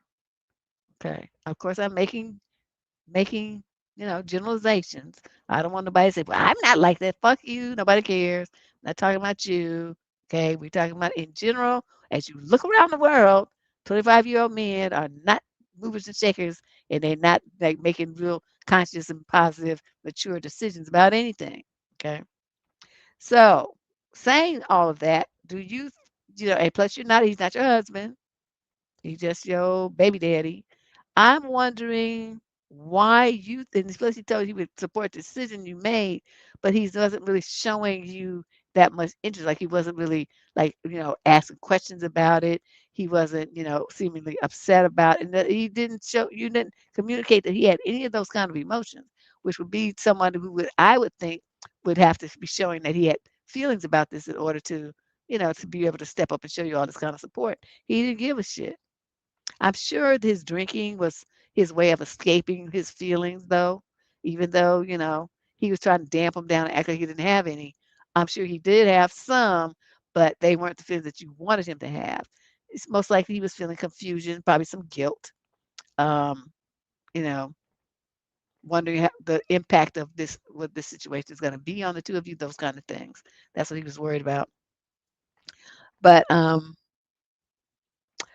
I'm going to say this. I think that you are acting a bit immature here. It's I mean, it's done. I mean, you made a decision, own it, right? You the one, you made a decision to sleep with the dude. Whatever BC y'all was using that wasn't sufficient. And then you made a decision that you was going to get a termination. So why are you mad at him? I mean, and I would have liked you to tell me, to communicate to me what is all the support that you're looking for. He's not a doctor, he's not a nurse, he's not your husband, he's not your parents. What kind of support were you expecting him, a 25-year-old kid, to give you? As he has to wrestle with his own emotions about the whole situation. So, all in all, I'm not understanding where you're coming from. Usually I could at least halfway see where people are coming from. In your case, I just get a big fat zero. I don't understand nothing that's going on with you and all this drama and everything. See, to me, people who have all this drama about getting termination should be on every kind of birth control there has. Your shit should be airtight. You should have the most efficient thing and plus a backup every time any man touches you. But if you don't do that, and then you want to come around talking, well, I'm sensitive. I don't believe in it. I just, it's bothering me that I need to get a termination. You are doing all them kind of things. You talking about both sides of your neck. If you're really scared of those kind of things, and you really had that kind of respect for life, you wouldn't have been handling yourself the way that you did. You create a situation where you could get pregnant, and then now you want to cry wolf about it, like it's his fault. So I'm not buying it. I'm not buying it. Let's move on to question number 18. She's 22 to 27 from I think that's Litchfield in the UK. Summer issue. I got a piercing and now my partner whines how little I value his opinion. I'm 24, he's 29, and we've been together for close to 5 years. I was a very outgoing person in how I present myself. Well, I am a very tattoos, colorful clothes, statement piece jewelry, etc. He, on the contrary, is rather conservative, but never has been anything but supportive of me. Over the years, we've had small arguments here and there about dress codes and whatnot, but that was easily resolved. Now I've been thinking about getting a labret piercing, that's a lip piercing, for close to half a year. I talked to him about it. That's that little hoop that the people be having on the side of their face over there. That don't even look cute to me. He hated the idea. We sat down and I told him that I was planning on getting one, and he told me he didn't want me to mutilate my face. Well, today I got my piercing after hearing him out and telling him that I still wanted one. Before I left for the piercer, he told me, "Your journey, ma'am." Now I came back and we had this long conversation where he revealed that he felt I don't value his opinion. He brought up how he was the main provider, true, and how therefore he would feel more appreciated if I took his opinions into consideration. I usually do, but from the start we have established that he doesn't get to tell me what I do with my own body. The same Z's goes for me. I am so angry at him about this. Yes, I heard his opinion, but I didn't let it change my decision. Am I the selfish asshole here who should not have gotten a piercing because he disliked it? Why would he expect me to forego my own bodily autonomy for his opinion? For what it's worth, I think the labret looks fantastic on me. I think, okay, am I pronouncing that word right? I don't know. I always just call it a hoop in the lip. But I didn't even know it had a real word. Um, I am with you. I think that, what you do with your body is not hurting him in any way, shape, or form, then he shouldn't have anything to say about it, right? That's my opinion.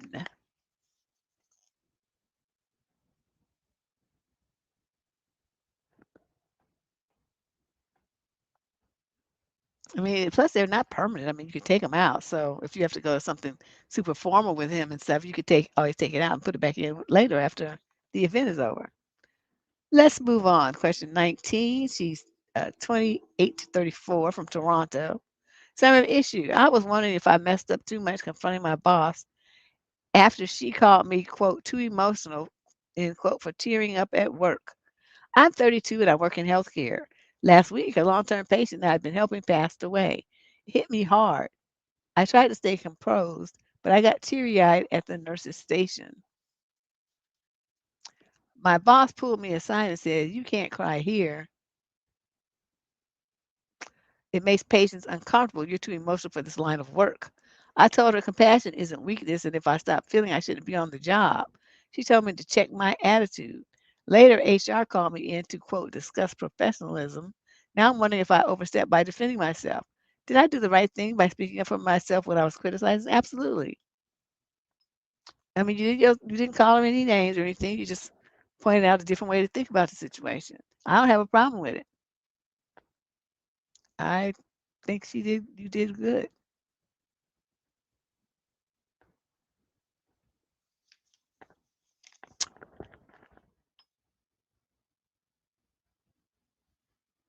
Professionalism. I don't know, to me, nurses, the kind of people that are nurses, more so than doctors, the kind of people that are nurses are the kind that have a high sense of empathy. Um, they care. They want to help you. They want you to feel better. They want you to recover. They want to make your hospital stay as comfortable and as friendly as as they can. They go out of their way to do those kind of things for people. So I'm trying to see why, why you obviously a good nurse because you care. So why would they expect you to stop being a good nurse just because it's inconvenient for them? I hope you have a union. That's all I'm gonna say. Question number 20 of 25. We got 25 questions today. This young lady is 28 to 34 from Pomona, California. The male is 28 to 34 as well. I need advice on figuring out if the man I'm dating is dangerous or not. I'm 29 and we started going out with the 28-year-old guy I met on Swipey Thing about 2 months ago. He's been very kind and a gentleman, which is something I found extremely attractive at first, especially after coming after a rough off of a race dating history. He is from a different country, so there are language barriers at times, but his English is pretty natural to me. He insists on paying for all of our dates every time I offer to go Dutch. I recently took a trip for my birthday out of the country with my best friend, and he insisted on dropping us both off and picking us both up. It was extremely nice of him, especially considering my friend lived an hour away from me. He also gave me $100, which I definitely wasn't expecting. He brings her food, okay. So she started thinking about some of the red flags that she had, and here are some of them. Here are the red flags. Red flag number one. I watched too much true crime, but this one comment made me freak the fuck out. We're laying in bed one night after some fun, just chatting. He lifted my arm up and started stroking it, randomly just saying, I want to cut off the muscle on, on your arm, fry it and eat it.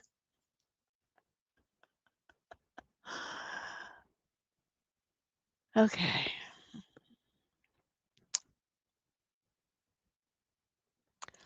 Hell no. I freaked out and asked him why he said that. He then laughed it off and said it was a joke. I was way too tired and had work in the morning, so I brushed it off after repeatedly clarifying that he was joking. You went to sleep after somebody just talked about taking a muscle off your arm, frying it, and making it into an hors d'oeuvre? And you later then went to sleep with. I would have been I deuced out of there so fast. He would have seen. I've been like, remember how in Road Runner, yeah, he would go beep beep, and then his legs would make like that smoke circle. They would be moving so fast. That would be me. That'd be me. Beep beep. I'm the fuck up out of here. We're not doing this. Wow, so there's more? She got another one, y'all. Red flag number two. Tonight he texted me to ask if he could come over to my place after work. I haven't seen him in a while, so I agreed, but joked that I may be a bit tired. He replies back, you can either leave the keys with me or give me the passcode. And I can't promise you that I will not make advances on you while you're asleep. This creeped me out, and I haven't responded. I don't know if he's trying to be funny or if I'm just too sensitive. What I think is his sexy talk is strange as fuck. I don't know if it's a translation issue or a language barrier, but now I'm low key confused. In person, he's great, sans the arm thing, but I don't know. Something just feels off to me. I may just be feeling a bit paranoid.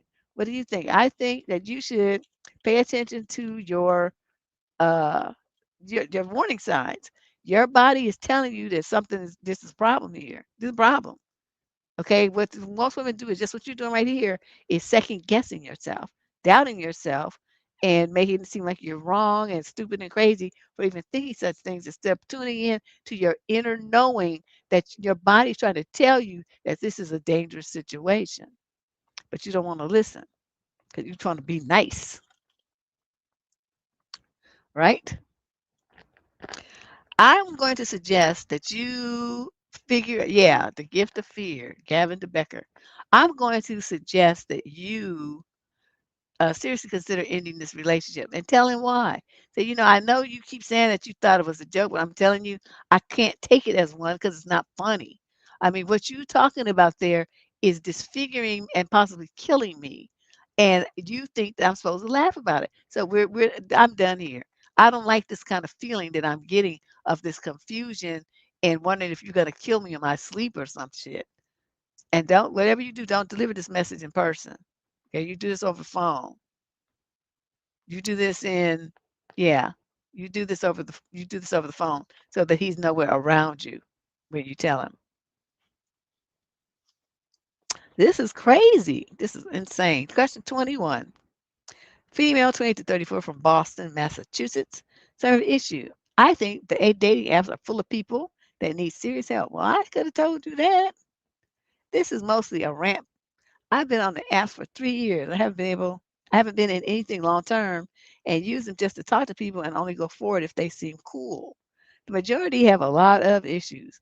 The moment something seems off, I stop talking to them. That's why I'm perpetually single. I value my own mental peace too much. I matched with I matched with one guy who I talk to occasionally. We decided not to date as he's 3 years younger than me, and our timeline for marriage is incompatible. But last night when I called him, he was crying. Wait.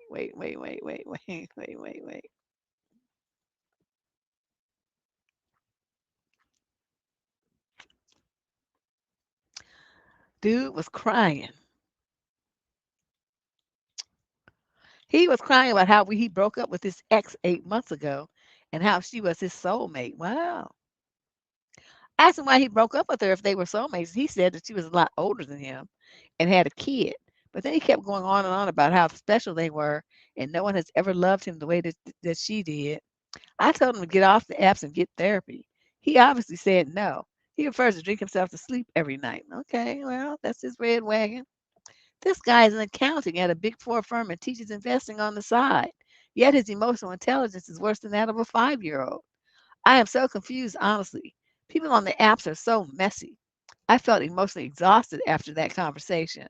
I deleted his number and all the dating apps. Obviously, there are normal people on the apps too, but it's like looking for a needle in a haystack. Yeah, because I'm sure they saying the same thing about your ass. You crazy too. But I'm gonna say this. I've always said that the people on those apps aren't wrapped too tight. I mean,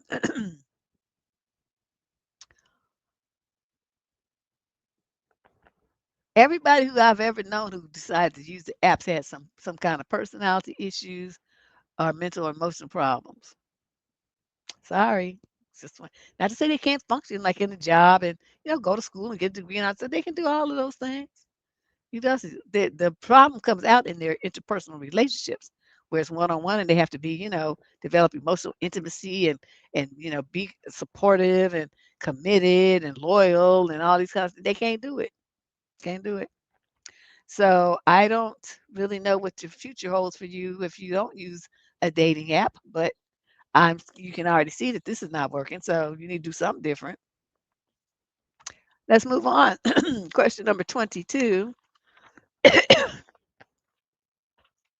Oh, unless I lost the page, it's only 24 questions. It said 25. Well, let's see what's going on here. Um, this is a young man, 22 to 27, from San Luis Obispo, California. So I have an issue. How do I tell my roommate and friend that I don't want to be his roommate anymore when our lease ends? We're both in our final year of grad school in the same program with pretty much the same group of friends. In short, he drains my energy. He's extremely insecure to the point where he's often insufferable to be around. For example, he blatantly lies and tries to intimidate other people. Like he'll tell you to shut the fuck up or interrupt to listen to me, or I have a really bad temper, or quote, I beat someone up before, end quote. I understand why he's so insecure because every girl he's ever liked has turned him down. He doesn't have a job while the rest of us in the friend group do. Well, he did have a job, but he got fired for not showing up. Well, that means he didn't want a job. I just overall don't have his life together. Think he doesn't have his life together. Okay, let me see why is this page sticking? He was at a phase where he was getting drunk by himself in the middle of the school week, although he has stopped doing that. He's talking about himself, his life, and wants friends who are really close and really loyal. To be honest, I have already have friends like that from my previous college and high school, and I don't want to be that tight with him at all, given the size of him that he's been displaying. He has even said several times, quote, everyone ends up abandoning me when talking about his friendships. I do feel kind of bad for dude, but I have a busy life with school and work already and family issues I won't get into that make my life stressful. I don't have time for his bullshit. I've told him before that he should go get therapy and he agreed, but he never got around to doing it. There's a good chance that either one of us will move out of our current city where we graduate, but we are both trying to stay here. I didn't know how he turned up like this. We knew each other like for a year before we started living together. I just don't ever see that side of him. Well, I'm going to say this, you didn't really know who dude was. You were dealing with his representative, as we call it. You were dealing with his representative, and now you're getting to see the real person, and you don't like what you're seeing. I don't know what to tell you. It is what it is. But oh, so that's right. You wanted to find out. I'm sorry, the first question was in the front. You wanted to know how to tell him that you're going to move out. You're just gonna say that. It's like I want to, I'm gonna live alone for a while because it'll probably be my last chance because I went from my parents to living with roommates to living, I want to live alone for a while before I decide to settle down and get married or something. So at the end of our lease, I'm going to, go do that. And he's gonna say, oh, I didn't know you want to get married. You're gonna say, yes. I mean, it's on my agenda. It's not. I'm going to do it right away, but I need to start preparing myself for it, and getting myself mentally and emotionally prepared for that kind of lifestyle. But before I do, I would really like to live just by myself, just to see experience that. It's probably my only chance to do it. Because after that, I'll be married, have kids, screaming brats, and mother-in-laws and stuff. So you can make it like a joke, but bottom line is you about to do some fuck out from dude and go do something different. But I think that's a very good cover story, and it's realistic and very plausible. Let's move on. Question number 23.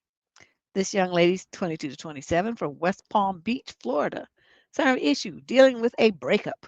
Hello, squad. My boyfriend and I broke up 3 weeks ago. We were in a relationship for over a year and a half. But we broke up because we had a fight about some boundaries I set. He didn't respect them. I was so mad I stopped talking to him, and he did the same. I kept waiting for him to reach out, but he never did. He never apologized. I waited for him to show up for 2 weeks every day, but there was no sign of him. I ended up blocking him on social media because I kept checking his pages all the time, and I felt that wasn't healthy for me. But I didn't block his number, just in case he wanted to reach out. Now it's been 3 weeks, and while scrolling on Facebook, a page popped up in my suggestions. It was under his name and a picture. It turned out to be his new page, and he was following a bunch of girls. The whole list was girls. The page was created only a week ago. I feel dumb because I still haven't accepted the fact that we broke up while he's already able to talk to other girls. Okay, so what's the question here? Why are you writing? I think this the one that you said it was a rant? No. You broke up because he had a fight about some boundaries and he didn't respect them. So, I mean, don't you think he knows that? He knows that he didn't respect you already? What is it that you think he's supposed to learn now that you're back, right? How is he supposed to learn that you mean what you say if you go back to him? So I'm just gonna, keep going the direction that you're going and just leave him alone. He's not going to give you what you want. That's why you blocked him. Okay? Just accept it. Move on. And the final question of today is from a young man, 20 to 34, from Memphis. Summer issue. I refused to help pay for my brother's wedding, and now my family is pissed at me. My parents keep asking me to chip in for my brother's wedding since I have a steady job. The thing is, my brother has never invited me to his engagement party, has barely spoken to me for almost 10 years. When I said no, he called me cold and said family means helping if you are not close. I told him that he could not ignore me for years, then ask for my money, $5,000. Am I a bad brother for refusing to contribute? Nope. He's a bad brother for asking you. When he doesn't even want to talk to you. He can't even be bothered to communicate with you, but he wants your money. That's what the letter said, that you haven't talked in almost 10 years, and he only focuses on money. So you tell him, best wishes for a happy marriage and all that. I don't wish anything bad to happen to you, but I'm not going to be there. Neither am I going to give a dime of my money to help fund it. So you do with that information what you will, and I'll see you next lifetime. Okay? Okay. Deuces. That's what you do. Yeah, if you notice, Devonda, this is the theme. Well, maybe you weren't here, but this is the overwhelming theme for tonight. These people who wrote in, they need to go their own way because they just involved in some monkey shines where the people are disrespecting them up the yin yang. I mean, like major disrespect, this astonishing disrespect that these women are accepting and trying to stay in these relationships. I just don't get it. I don't get it because if I don't feel like I'm a queen and that you like, yeah, alhamdulillah, alhamdulillah to me, and that you just are mesmerized with my wonderfulness, then there's no point in me staying here. That's all the Leo talking. We like that shit in our relationships. Not too much. I mean, don't be trying to put me in a cage. But if you're gonna be here, you may as well like being here. I mean, who wants to be in a relationship with somebody who just tolerates them? I want to be celebrated. Okay, not tolerated. So I think it's a big difference between, what I would like to see for these young women versus what they're experiencing and what they're accepting. They're not, they haven't experienced anybody celebrating them. I think it sounds like, because they're so young, it's probably there's something they've never experienced yet. And so they go to these relationships with these dudes where they're just being tolerated and not even kindly. So it's very sad. But anyway, yeah, everybody's packing, everybody's winding up for Thanksgiving. Like, I've been experimenting making bean pies. 'Cause I'm sick of sweet potato pie, so I want to make something different. So I'm on my like third iteration. I've been trying different little seasoning blends, trying to get the taste just right. You can't take it taste like the brothers that be selling on the corner with the bow ties on. I just don't know how they do that. And then I don't know what they put in it, but I'm still working on it. I'm gonna figure it out. I'm not gonna give up until I get the taste right or better. I don't know what she really should be trying to filing a police report on him. But he's gonna say, well, I was just joking. But I mean, who says something like that as a joke? It's so specific. It's so, silence of the lambish. I just I just cannot with these people. I don't know what she's thinking. But anyway, you guys have a good time. I will try to get myself in here on Sunday. Make sure you hit the subscription button with the instant notification because otherwise you won't know when I decide to hit that record button and go live and actually do a show. All right. See you soon.